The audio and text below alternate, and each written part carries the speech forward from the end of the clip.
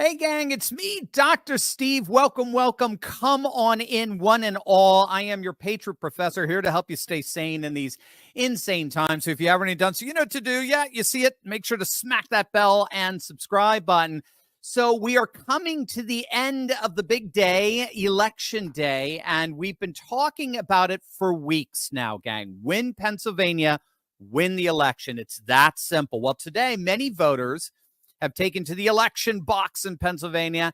And as the data comes in over the course of this evening, we'll know exactly who did and didn't turn out for this key swing state. One large focus of the work that our good friends Scott Pressler and Cliff Maloney have been doing in Pennsylvania these last couple of months is getting the Amish out to vote. But how successful have they been? And why are the Amish turning out in record numbers for this election? Joining me today to discuss these things are David Miller and Sam Fisher, Pennsylvania residents, registered voters, and former Amishmen themselves. And they're going to give us a first-person look at what's going on in the ground from Pennsylvania. So, guys, welcome. Great to see you here.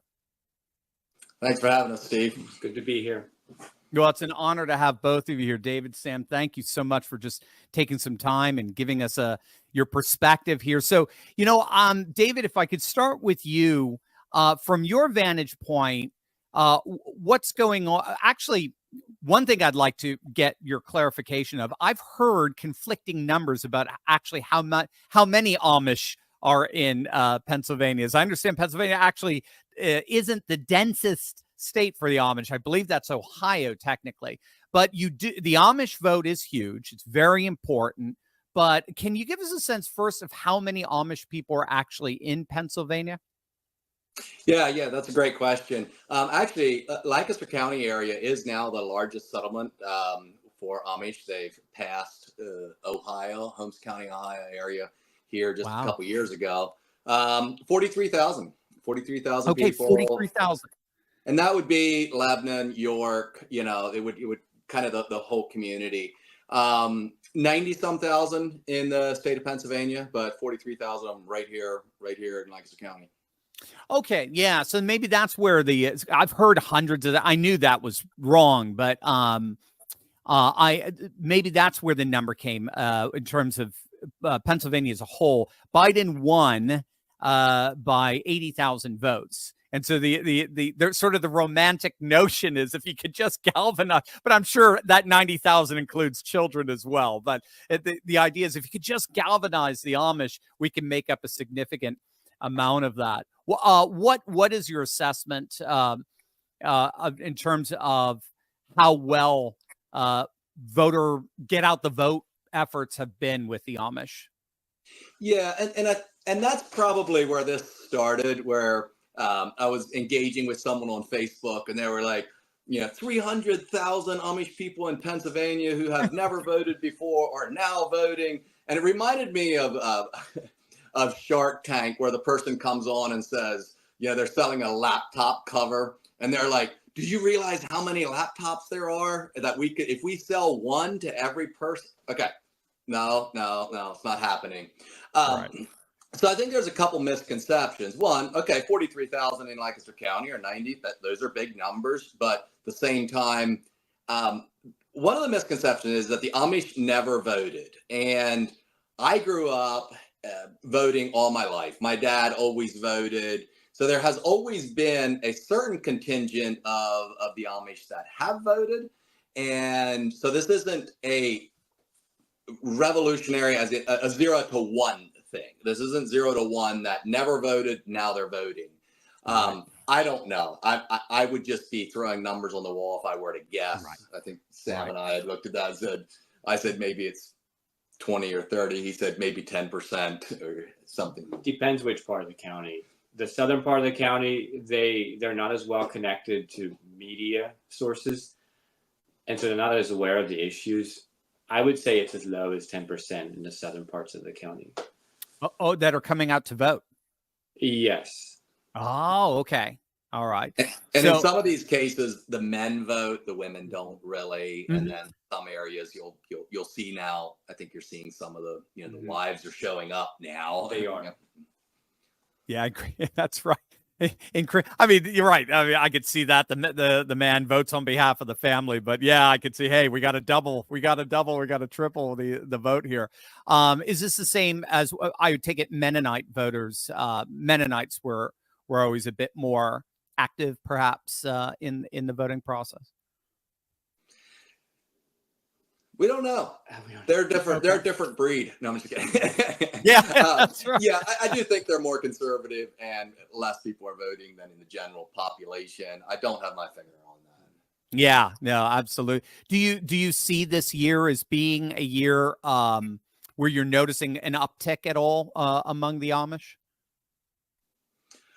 Well, this actually kind of started with a conversation this morning. Was you keep hearing this media, talking about this big thing, and then I went to the polls this morning, and about 8:30, I voted, and I come out, and here's this, Amish guy walking in, and I'm there getting my sticker. Actually, I took it off already. I think I took mine off. Oh, I had 3 stickers on. Vote early, vote often.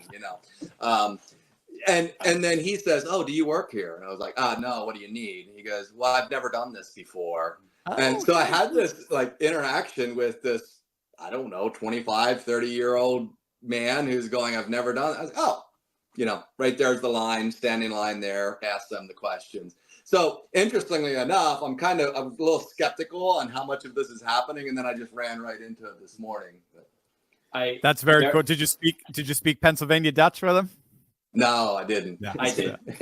You did. I worked a poll this morning, and there was a significant amount of Amish showing up. I mean, not in proportion to the rest of the Puffy people, but there was entire families coming, husbands and wives with their kids, even their voting age kids. There is an uptick of Amish voters this election and also 4 years ago. I see this with my own family, like my mom and dad. Dad probably voted last in the Reagan era. My mom has never voted, and they're in their late 60s, early 70s, and they both registered to vote and voted by mail last week. Okay, so wow. That is what I see with people who are resistant to voting are now stepping up and say, hey, this is affecting us personally within the community, and so some of it is just information. I was going to ask you that. Yeah, I was going to. Is there any particular issue that's motivating the Amish to get out to vote here? I mean, I know we had the Amos Miller, persecution and prosecution going on over the last couple of years. Anything in particular? I would say that's one of the key issues is when it affects their community personally. So they don't have connected to media like CNN, NBC. They don't see it. Some of them don't even subscribe to the local paper. So what they get is word of mouth from their neighbors and so forth until it affects them personally. The one example I have, the Amish did vote more in earlier generations. In the 60s, they took Yoder v. Wisconsin all the way to the Supreme Court in the 60s and won. And so I think that drove them to come out to the polls and vote as well. Can you just in parentheses, is this the schooling? Yes, it is. Yeah, issue. Yeah. It is. It was. They won their right to have their own schools, and they fought all the way to the Supreme Court and won. So they are willing to engage in civics when it starts to affect them personally. And I think right now it's a means of commerce. They are a very freedom-loving people when it comes to growing food and selling it to their neighbors and so forth. Yeah, definitely. Food freedom, education freedom. Yeah, absolutely. Another issue. I think that's pretty much hitting. I think many times we look at things and it's either civic duty or patriotic duty. And I don't think either one of those really apply here. It's more this self-preservation. Like, I want to go do my own thing. Let me do my own thing. But then when someone comes and tells me how to do it differently, then we're going to protest. I mean, we're out of the Protestant Reformation. We'll protest when it starts to affect us. And like COVID was one of those things also, was like many of the Amish were staunch non-mask wearers. And it was just, you ain't telling me what to do. Like, I'm going to do my own thing. And but they probably wouldn't go out and say, oh, let's have a rally against mask wearing.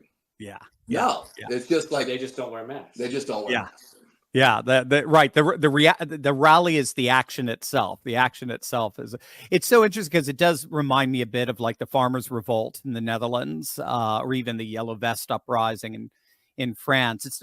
It's not ideological. It's not organized. Or anything like that. It's a collective statement of, yo, stop impeding on our way of life. we're not showing up having read some political ideology that suddenly is galvanizing us to go and revolt. No, we're revolting because we feel like our way of life is being threatened by you. We're not left, we're not right. We are a people with a unique way of life, and we're not going to allow this managerial class to come on in and destroy it. And so, yeah, I could see it. I mean, it seems it's not specific to any particular group. We're just seeing lots and lots of groups around the world pushing back on this kind of, globalist tyrannical impulse, as it were. From your perspective, for both of you, so what are you seeing in Pennsylvania on the ground here? It's election day. I just came back from voting a few minutes ago. What's the enthusiasm like, particularly in Lancaster County? Does it look like it's very promising, or are people are long lines and all that good stuff? We had a long line at opening this morning at my poll. It's a small poll, 1,000 plus voters with all the Democrats, which is only 100 or 200. About 50 people in line when we opened at 7. And for about 2 hours, it was just nonstop. And wow. We're going to hit a record number of voters at our poll. And lots of people coming in enthusiastic. You greet them and you're not sure where they're going, but they smile, they take your information, they talk to you. The folks not voting your way, they're not very happy. They just keep on moving. But yeah, lots of it. That's my poll. And it sounds like similar results throughout the county from what I've heard. So you were a poll volunteer? Yeah, my wife is on the Republican committee in my precinct, and so I'm working on her behalf at our poll. That's wonderful. That's so good. Yeah, I mean, there's only 4 states that give us data throughout the day. It's Florida, Georgia, Arizona, and Nevada. Everything else is hearsay, right? So I wish Pennsylvania were one of them, because that's I mean, the Keystone State is the key state in this election, but just based on, again, what I'm seeing and the eyewitness testimony that we're getting, it's just they've just galvanized a huge army. I've heard it put, who was it? James Carville, the Democrat strategist, described Pennsylvania once as Philadelphia on one side, Pittsburgh on the other, and Alabama in between. So I think the Alabamites are rising up to the occasion big time. Anyone, you could respond either way. Look at that stoic look. If you don't ask me, we will not tell. No, you guys are great. I can't thank you enough for taking some time to chat with us. I know a lot of people have been wondering about the Amish community and some political involvement. I find the Amish community absolutely fascinating, in that the community itself is the government. It's very, very in terms of the micro structure of the society. It's just so absolutely fascinating. It's a parallel economy in its fullest expression, I think, in our nation today. We have so much to learn from them, and I thank you guys for just being available to give us a sense of what's happening in this amazing fight for faith, family, and freedom. So, of course, we all need to pray and to vote, and I thank you guys for being with us here, gang. Sam and David, thank you so much, guys. God bless you.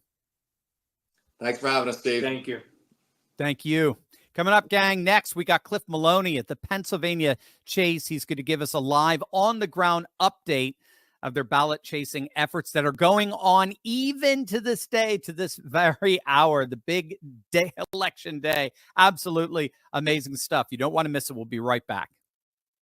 Natural disasters are the new reality, folks. From the Maui fires to record-level hurricanes, we're seeing catastrophic disasters take out entire towns in 24 hours with minimal warning, resulting in a lack of basic resources. Now, I get it. We're all wired to think it ain't going to happen here, right? And then in a blink, you're in survival mode. Being prepared in advance is your best defense against the unexpected. And clearly, we can't rely on our government. The wellness company's emergency kits completely remove the gatekeeper and subside panic by providing you with a personalized mini pharmacy in the convenience of your own home. Bacterial infections, staph, bite wounds, UTIs, strep throat, respiratory illnesses, you no longer have to be at the mercy of someone else to help you. You keep a fire extinguisher handy in case of a fire, right? Well, it's probably a good idea to have some basic medicines in a safe place in the event you need them. Same mindset, different product. Getting an emergency kit is fully digital, all from the convenience of your own couch. You fill out an intake form, a pharmacist reviews and approves it, then you receive the kits in 2 weeks. The medical board approved guidebook crafted by Dr. Peter McCullough tells you exactly what to do. This is preparedness simplified. Invest in your family's self-managed insurance plan. Click on the link below or go to twc.health/Turley. Use code Turley and save up to $60 off and get free shipping at checkout. Click on that link right now.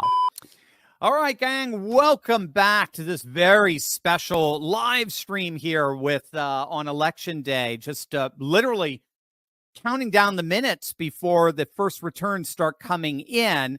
Before we get to our next guest, Cliff Maloney of the PA Chase, I want to actually talk a little bit about another metric for discerning the electorate that's coming out today on Election Day. So if you've been following my videos that I've been giving throughout the day, you know that Florida has been central to our analysis of the electorate. And this is very, very important because there are only 4 states total that are actually giving us hard data to work from. I know there's a lot of panic out there, or there's a lot of excitement, or there's all kinds of claims out there, but there are only 4 states that are actually giving us data as we speak. And I'm sticking to those 4 like glue. I am not departing or demurring from them at all. Florida, Georgia, Arizona, and Nevada.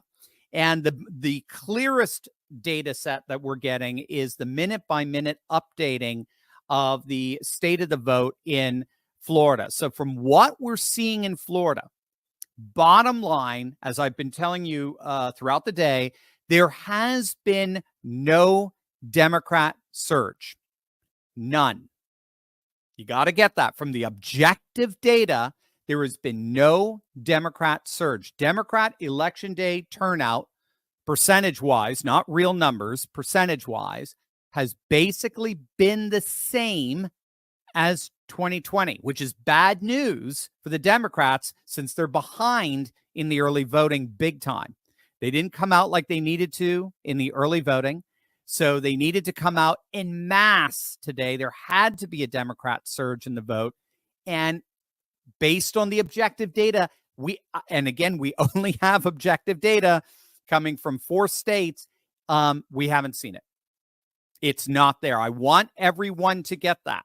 Right now, as we speak, there is no objective data. Now, again, it may come later on, but right now, there is no objective data to support the notion that there is a massive surge of Democrats. Republicans have maintained a slightly larger advantage throughout the day in terms of the margin of their turnout in Florida.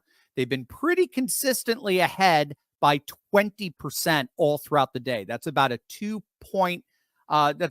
points more than they were ahead in 2020. Now, what's so key here is that now that we're seeing the margin, we're getting a sense of the state of Trump's overall win in Florida. It now looks like we're in the position to actually take the election day electorate analysis to another level. And that is assessing what we call the poll miss, okay? The poll miss. What did the polls say would be the margin of victory in Florida? versus the actual margin of victory, the reality.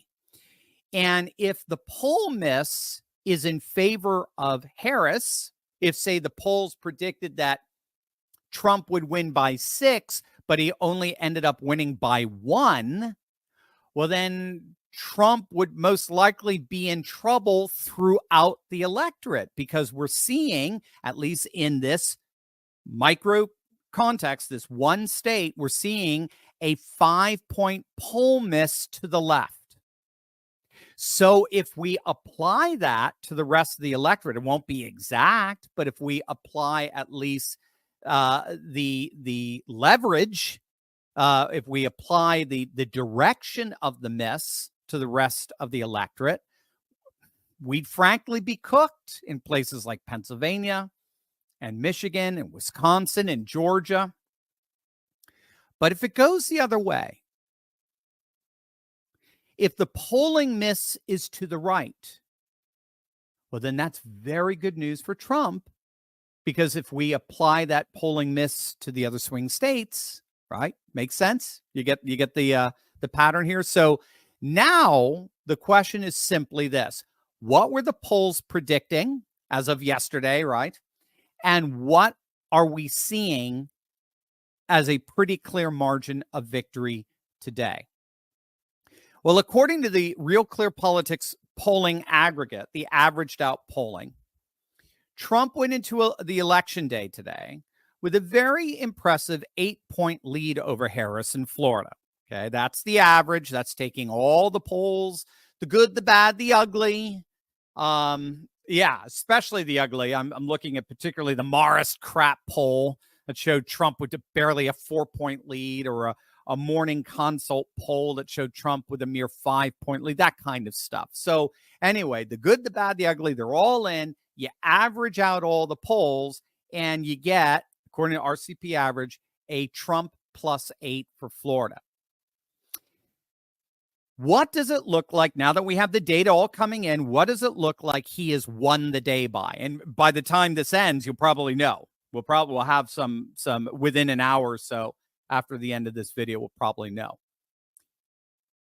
It looks like we're in pretty good position right now from where I'm sitting. It looks like, and again, this is going to have to get confirmed. It could be refined and all, but right now, if trends hold, it looks like Trump is going to win Florida by 12 points. Freaking 12. That's total votes. That's early votes, right? In-person mail, election day votes. That means we're looking at what kind of miss? We're looking at a +4 polling miss in Trump's favor. A +4 polling miss in Trump's favor. Now, if that translates even kind of through the swing states, we're sitting pretty. That would translate to something akin to at least a 2 to 3 point swing in the electorate as a whole. Now, keep in mind, that would be a 2 to 3 point swing to Trump from polls that are already showing a 4 to 6 point shift in Trump's direction. I mean, it doesn't get a lot better than that, okay? So again, it's early. These are just some, I think, inferences that we can draw from based on again, I want to underscore the data that we have, actual hard data. But the actual hard data right now suggests that Trump is going to win Florida by around 12 points. That would be a 4-point swing to the right from the Real Clear Politics polling average. So that would be a polling error of 4 points to the right, which, if that is normative for the rest of the electorate, this is going to be fun. Now, again, it's a big if. We'll have to see. I don't want to get hopes up, right? Everything is right. I want to make sure I'm qualifying everything so everybody knows. I know we're all traumatized from 2020. What is it? I think I saw Rich Barris had a great tweet that He said the left has TDS, right? Trump derangement syndrome, but the right has post-traumatic stress disorder. What is that? PTSD from 2020. We're all freaking out, all concerned, and we're all worried about, oh my gosh, it looks great, but it's good. I'm waiting to get hit. I'm waiting to get the bad news. All I can tell you guys right now is based on the data, the most complete data we have from this election. We've got, I don't even like putting in Georgia here because Georgia gives us some of the breakdown of the racial discrepancies, a black versus white voter, for example, same as Louisiana. But really, in the end, it's Florida, Arizona, and Nevada. They give us the breakdown, partisan breakdown of who is voting, who is not voting. And gang, I'm sorry, right now, Republicans are crushing it. In all three states where we have actual data, Republicans are leading the election day vote. They are crushing it. So again, we'll see. We'll see how it all plays out in an hour or so. But I got to tell you, it just looks, it's looking really, really good. Again, we'll find out more. I'm actually, after this, I have to go on a British program later on this evening. And so across the pond, they're actually looking at this, which is really nice because in many ways, we're kind of closing out a loop because on July the 4th, I was following the British election. So I'm all day long when they were doing their no seats campaign, their 0 seats campaign against the Tories. So we're going to be with our fellow patriots over in the UK. I will be later on this evening. And that's one of the things that I'll be conveying to them tonight. You know, in the end, what Kamala's had to do here is she's had to try to hold on to Biden's 40,000 vote lead from 2020, 10,000 Arizona, 10,000 Georgia, 20,000 in Wisconsin. She's had to hold on to that 40,000 vote margin in the midst of an electorate that shifted 4 to 6 points to the right. And that's according to the polling. What we're getting now in terms of real-time election day data is that polling may have to actually stretch even farther, as much as that polling was 4 points to the left of where it needs to be. I'm trying to say it off the top of my head. That polling missed by another 4 points. So that's pretty impressive. Again, if we're talking an 8 to 10 point swing to Trump, I mean, you know, throughout the electorate tonight, I mean, that's the ball game right there. But we shall see. We shall see. Lots of stuff going on. All right. When we come back, we're going to have Cliff Maloney of the Pennsylvania Chase giving us the latest from his perspective of what's happening in this most important state. I'll see you in a minute. Data guy, and so 2020 was decided by 80,000 votes. And so I'm always looking, okay, there are 930,000 hunters, 30% are not registered. That's 300,000 votes. That is the decisive, that would win the election. There are 90,000 Amish in Pennsylvania. If we registered them, that wins the vote. There are 80,000 truckers, another group that leans conservative. That wins the election. And Democrat Governor Shapiro, he's waging a war on religious freedom, on school choice, on raw milk, on dairy, on farmers.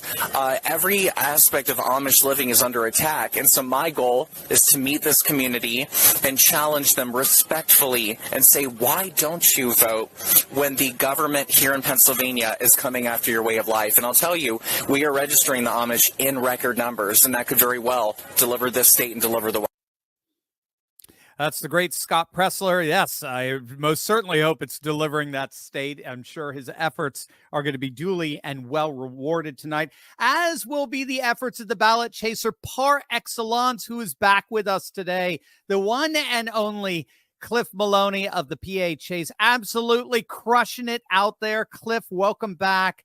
How are things going on the ground in PA on this most unbelievable day? Well, Dr. Steve, first I got to say thank you. I was with quite a few of our ballot chasers yesterday, and especially the volunteers that have come in for this final sprint. I think I counted 10 people who said, Cliff, I want to be honest with you. I'm here because of this guy, Dr. Steve Turley, and I saw you on his show. And I mean that, Steve. That's not, I'm not being sensationalist. I really appreciate your audience because, it's very rare that I see so many people that are that dedicated. So you've got something in the water here, as we would say in southeastern PA. But just know that I appreciate it. Look, things on the ground. I want to give you the basic numbers because we just ran all of our analysis based on what did we have today for the final data drop for returns as we're moving into obviously election day, which will wrap up here in 4 hours, less than 4 hours, which is pretty crazy. So here's where we're at, okay? I'm going to give Kamala Harris the benefit of the doubt. And by that, I mean, if you take every Democrat that returned their ballot, and if you take every single one of the independent minority registered party voters that returned their ballot, the most that she could be up on mail-in voting, okay? Democrat to Republican, the advantage is 400,000. So let's just say 700,000. All right, that would even include a bunch of Republicans crossing over to Harris. Yeah. If she's up 700,000 right now, understand that Biden was up by 1.4 at the same time. She has half of what Joe Biden had in terms of a lead coming into election day. And so my entire message is simple. This is ours to lose. If Republicans show up today, which I'm going to go over some of the things we're seeing, but if we show up today and we have a turnout like we had in 2020 where we won by 1.3 votes, 1.3 million votes on election day, we deliver Pennsylvania and the White House. Dude, I love how data-driven you are. So the data that we have that's coming in for voter turnout is primarily from 3 states, Florida, Arizona, and Nevada. Those are the ones that are giving us the breakdown of the actual amount of Republicans and Democrats who are showing up on election day voting, and we're getting it in real time. Arizona and Nevada drop it every once in a while, like every hour or so. Florida is updating it like every 2 minutes. It's amazing. Dude, right now, as we speak, right now, the polls have underestimated Trump by 4 points in Florida. The Real Clear Politics average had Trump up by 8 in Florida. Dude, he's winning by 12. Dude, yeah. If we were already predicting a 4 to 6 point shift in the electorate to the right, that may have underestimated it. So with that, I'll throw back some data at you. We're going to have a data party when we get together. So with that, yeah, what are you seeing? What's going on the ground there? Yeah, so first things first, at 7 a.m., we were up and at 'em. Door knockers were out chasing. And I'll give you the good news. Remember, in 2020, there were 141,000. I probably said this on your show 50 times. There were 141,000 Republicans who requested a mail-in ballot and never sent it back. Well, I'm happy to report to you guys that because of the chase, because of the work that we're doing, that Scott Presler is doing, the Turning Point Action, that America First works, everybody, we're down now under 100,000. It's 90,000 and change. And I'm happy about that, but I'm not excited yet, right? We're going to see where it ends, how many of those people go to the polls, how many hand in their ballot today by 8 p.m. But the fact that we've broken the 100,000 mark when we were at 141,000 in 2020 is good news. At 7 a.m. this morning, 5 different Republican counties had the same issue. All Republican counties, to be clear. So right away, you're like, come on, give me a break. The ballot scanners, okay, not the machines that scan the actual ballot, they were malfunctioning. And some of them they weren't turning on, and some of them they were having issues where they wouldn't read. But the good news, and this is why I have so much faith in the RNC under the new leadership of Mike Whatley. Yep. One, they were able to get it fixed in about 30 to 60 minutes in 4 out of the 5 counties. In Cambria County, where I went to college, in Johnstown, Cambria County, they immediately filed to extend until 10 p.m. And so they've worked to get that fixed. If it's not completely fixed, they're going to do a hand count. But that is extended till 10 p.m. So anybody in Cambria County or anyone that knows any Patriots in Cambria County, that is now open until 10. So all these problems, I was waiting for the November 5 surprise of what the issues would be. If this becomes the big issue, I feel very confident. We're good. And so right now, we're seeing record lines in a lot of these red counties. Philly and Pittsburgh, they're busy. I'm not going to tell you it's a desert, right? But they need record level turnout in Philly and Pittsburgh. And right now, based on the numbers, I don't quite see it. The last I looked, and again, we'll find out tonight, obviously. The last I look is when it comes to the hard data, Mark Halperin is saying there's no good news for the Democrats right now. When it comes to hard data, when it comes to, innuendo and claims and so forth, hard data of what we have, which is limited, there is literally no good news. It's all breaking Trump right now, which is really exciting. Well, the way you know this is if you watch the Democrat pundits and the surrogates for Kamala Harris, right? For months now, they've been talking about Black support. They've been talking about women, especially, white women, trending towards Kamala because that was the only thing they could hold on to. But it was all innuendo, right? It was all feelings based. There wasn't a lot of data based.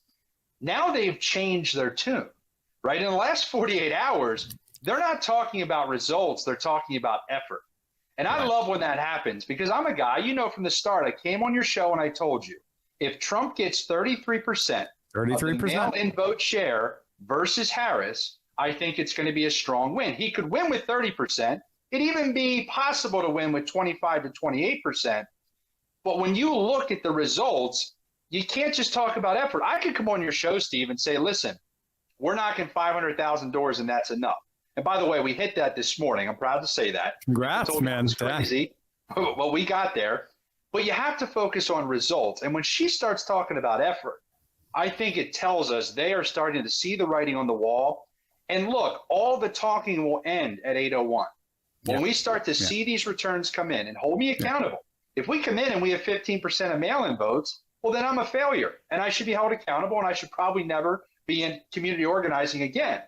But based on the numbers we're seeing, I'm very confident that we're going to be close to that 33% and maybe even get past it. But I'm even more confident that Trump is going to win PA, which means if everything goes according to plan, Georgia comes in for Trump, North Carolina, Pennsylvania gets him to 270, and we've decided this election.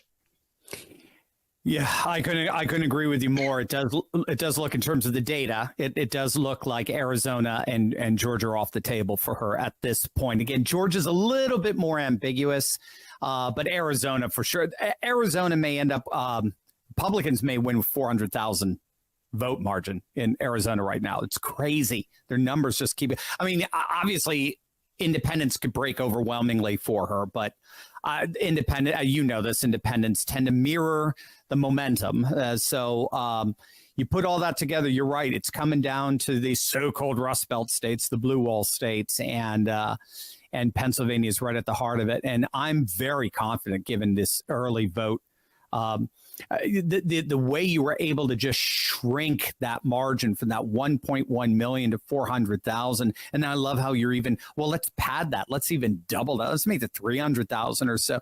I mean, another 300, turn into 700,000. That's still not enough if we have the same turnout that we had in 2020, which it looks like we're exceeding right now. It's pretty impressive stuff.